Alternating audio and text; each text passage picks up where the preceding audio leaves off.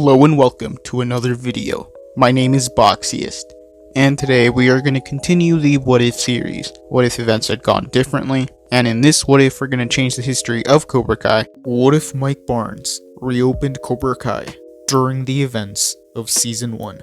So in this timeline, the events of Cobra Kai Season 1 would still happen. Mike Barnes and his wife would still be running their furniture store, and those events would stay the same. In this timeline, their furniture store wouldn't be doing so well, and Mike Barnes would want to find a way to make extra money, and he would get the idea to start teaching karate, and he would want to open his own karate dojo. So in this timeline, Mike Barnes would open his own karate dojo, but he wouldn't know what to call it. Mike Barnes would remember that he made a deal with Terry Silver in 1985 that he would own 50% of Cobra Kai.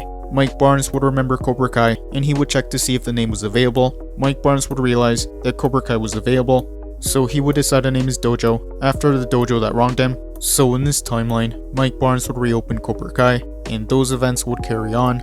He would open Cobra Kai in a different location than Johnny did in the original timeline. Only a couple students would join, so Mike Barnes would try advertising Cobra Kai to a broader audience. Eventually, Daniel would find out that Cobra Kai was back, so Daniel would go to the Cobra Kai dojo, and he would be surprised to see Mike Barnes there. Mike Barnes would be surprised to see Daniel after all these years, and he would want to apologize to Daniel for everything that he did in 1985.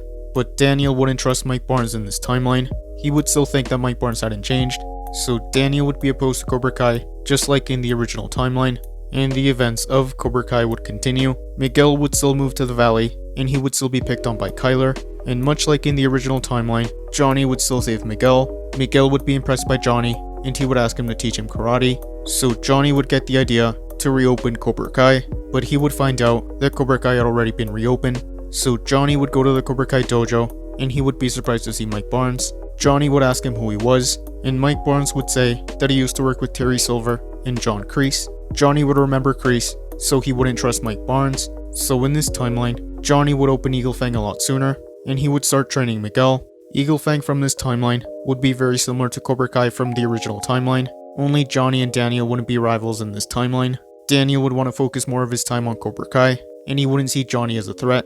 Johnny and Mike would have their own karate dojos. Mike Barnes would want to enter Cobra Kai into a couple other tournaments besides the All Valley, and from Mike Barnes' training, Cobra Kai students would start winning some of the other tournaments, and they would eventually want to enter the All Valley. Mike Barnes would still want to get Cobra Kai unbanned from the All Valley, but the All Valley committee wouldn't want to get Cobra Kai unbanned, but Mike Barnes would say that Cobra Kai has changed, and that they're not the same dojo they were in 1985. He would say that he was forced to fight dirty in the 1985 All Valley tournament, and that he was manipulated by Terry Silver and John Kreese.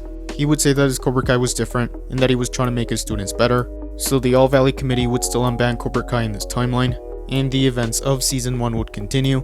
Since Miguel didn't fight Kyler in this timeline, Robbie would go to Eagle Fang. Johnny would be happy to see him, so Robbie would join Eagle Fang in this timeline, and he would become friends with Miguel. Eagle Fang and Cobra Kai would both train for the All Valley, and the night of the All Valley, Eagle Fang and Cobra Kai would enter. Daniel would be surprised to see Johnny and the rest of Eagle Fang at the All Valley. Eagle Fang would still fight, using the no mercy philosophy.